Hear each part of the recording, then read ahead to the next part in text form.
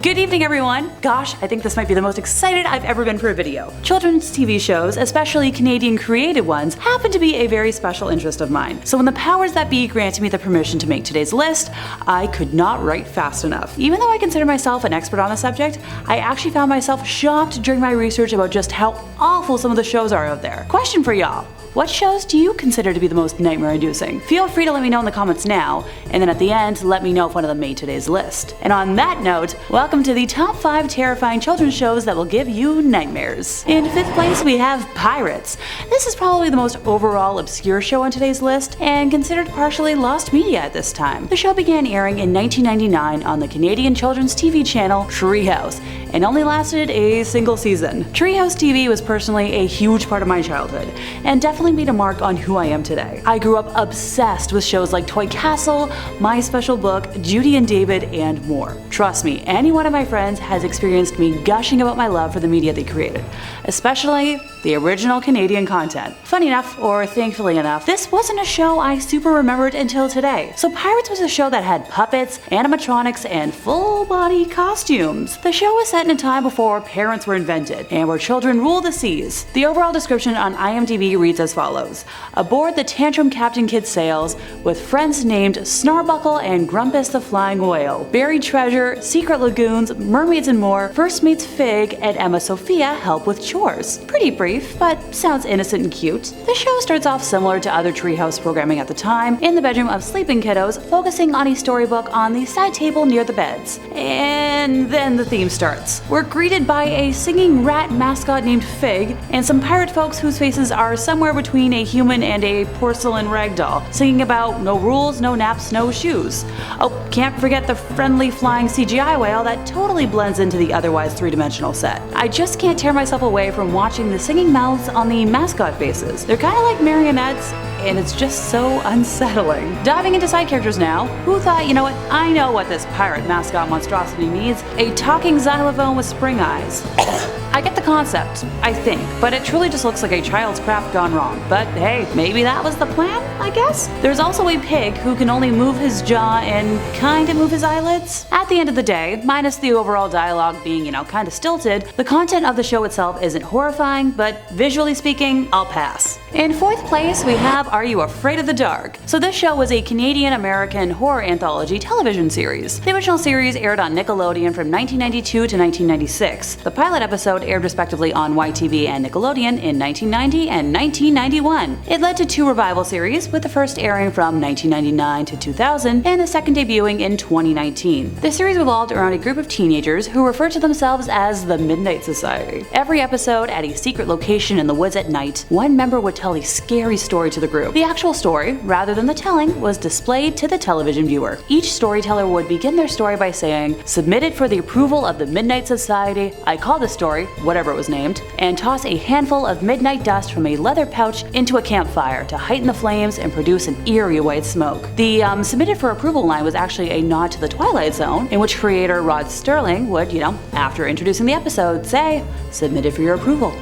The themes of the stories usually revolve around a variety of paranormal phenomena, such as demons, ghosts, magic, haunted houses, magical curses, aliens, witches, werewolves, vampires, everything we like to talk about here, coming into contact with average youths. Usually the episodes were either filmed in the woods, in abandoned homes, or in public places like schools or libraries. Sources of these tales vary in different ways. Many were adaptations of public domain fairy tales and short stories or urban legends. For example, the episode The Tale of the Twisted Claw is an adaptation of the W.W. Jacobs short story The Monkey's Paw, which personally scarred me back in elementary school. At the end of most episodes, one character would throw a red bucket of water onto the fire, stating, "I declare this meeting of the Midnight Society closed," and the group would leave the campsite, thus ending the storytelling. Even as an adult, this isn't exactly a show I want to be watching before I try to sleep at night. Blame my overactive imagination, but it's genuinely scary. Some of the episodes focused on some pretty dark material, like children who froze to death in the woods, while others featured terrifying monsters like demonic clowns and rotting corpses.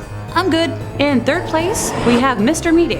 Well, for starters, that's a title choice and a half. I had no clue the show existed before today, and I had to do a solid hour of research before I could wrap my head around the fact that this was indeed a children's show and not an adult-centered animation show that accidentally made its way to compilation lists. So Mr. Meaty is a teen sitcom created by Jamie Shannon and Jason Hopley, and focuses on two lazy teenage boys, Josh Redgrove and Parker Dinkelman, who work at a fast food restaurant called Mr. Meaty, inside a shopping mall, as they often encounter supernatural and bizarre situations. The series is set in the fictional town of Slniecko, based on the city of Scarborough, Ontario. Mr. Meaty originated as a series of 17 shorts that appeared as interstitials on Nickelodeon in the US and CBC television here in Canada. A pilot episode featuring material from the shorts aired on December 30th of 2005. The series officially premiered on September 22nd of 2006 and continued to air until May 23rd of 2009. It ended with a total of 2 seasons and 20 episodes, 3 of which are just, 22-minute specials. Similar to many children's shows of the early 2000s, it features puppets, with one of the main characters, Josh, being described visually as resembling the ghost of a prolapsed anus. You let me know in the comments what you think. I tried watching the Crispy Hand episode in preparation for today, but even for a spooky lover, I could not stomach the sight of a character not only deep frying their hand until it was charred, but then eating it. Excuse me, I'm feeling ill again. There was an episode that featured people munching, and apparently in a different episode, one girl's nose falls off only to be replaced by meat, but apparently the worst episode is the tapeworm episode. I managed to make the most of it by just reading up on it. My stomach is not strong enough to watch that. So the episode began with one of the characters eating a handful of raw meat, and that's totally not ominous at all. I love a rare steak from time to time, but not uncooked. Eventually, we get a visual of the tapeworm coming out of the puppet's mouth, and the first time I saw a screenshot of this, I almost hurled. Someone somewhere thought this was appropriate for kids' TV, and I'm forever shaking my head. Wanna guess how they attempt to get rid of it? I bet you can't guess. So one puppet sticks a puppet fishing pole down another puppet's puppet throat to fish it out. Which, if anyone out there ever gets an actual tapeworm, that's not how it works whatsoever. Eventually they get the damn thing out, and it looks like a terrifying spinal cord. It ends with a crocodile hunter type character who comes in and eats the worm. Yep, he eats a worm that's just been in another character's body. Okay, that's it. Moving on. This is too gross for me. In second place, we have Slniecko. This was a children's television show that ran from 1979 until 1989 in Czechoslovakia. It roughly translates to sunshine or a little sun. Every episode of the show is divided into 4 segments. The first would feature Slniecko herself, who was portrayed as a sunshine hand puppet explaining the theme of the episode, and would also pop up during transitions. The second featured the character of Ratafak Plachta, who I promise I'm going to elaborate on in a moment. He was created as a parody of the elderly and politicians, and would often interact with the children on set, but would also sometimes appear by himself. When with the children, he would attempt to engage in the activities the children were being taught, but fail each time. Sometimes he would try to mislead the audience with false information, only to be rebuked by the kids. The third segment featured children being taught lessons with Ratafak, and the fourth was a random puppet show, featuring more hand puppets. It's interesting to me visually, since the puppeteers would use their fingers to maneuver the puppets on the set. Normally you kind of hide that. Some of the puppets also used like a finger for the nose, as most notable with a mouse puppet seen in one episode. Now, back to Ratafak Plachta, who is who or what I'd like to elaborate on today. As someone who grew up watching Treehouse every day after school, I thought I was going to have a top 5 of all Canadian shows today, since Canadian produced programming in the 90s and 2000s was very experimental. But you can imagine my shock when I came to face with Ratafak. Apparently the character was quite beloved during the TV show's original run.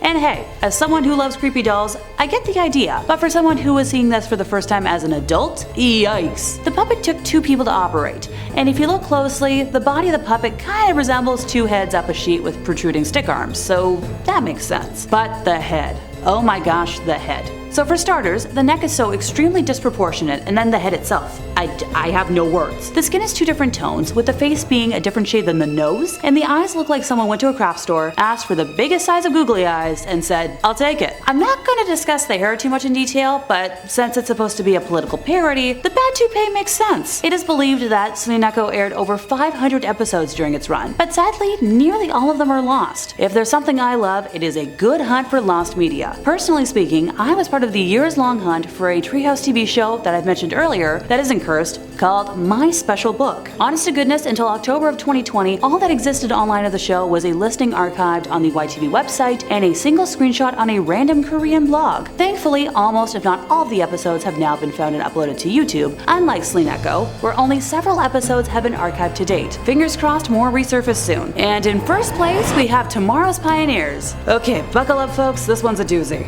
Tomorrow's Pioneers, which is also known as The Pioneers of Tomorrow, was a Palestinian children's television show that aired between April 13th of 2007 to October 16th of 2009, featuring a young child host accompanied by a large costumed animal co-host as they perform skits and discuss life in Palestine in a talk show fashion with call-ins from children. Sounds cute, right? Well, sorry to say, unlike all the other shows today that might just be mostly visually horrifying, this show actually had my jaw drop to the floor. Tomorrow's Pioneers heavily contains anti-Semitism, Islamism, anti-Americanism, and other anti-Western themes. Sure, the off-brand mascots are also just terrifying to look at, but it's heinous as a whole. I'm not planning on talking about the young host too much, but more so about the mascots and what they represented. So the original co-host was named Farfur and resembled a Mickey Mouse-like mouse. On the show, he stated such things as, no, I can't say that. Okay, he said, nope, not saying that either. Okay, I can say that he simulated shooting an AK-47 and throwing grenades, and overall just some very yikes stuff. Now obviously Disney being Disney, quickly found out about the use of Mickey and sent the company a cease and desist, ergo they had to get rid of the character.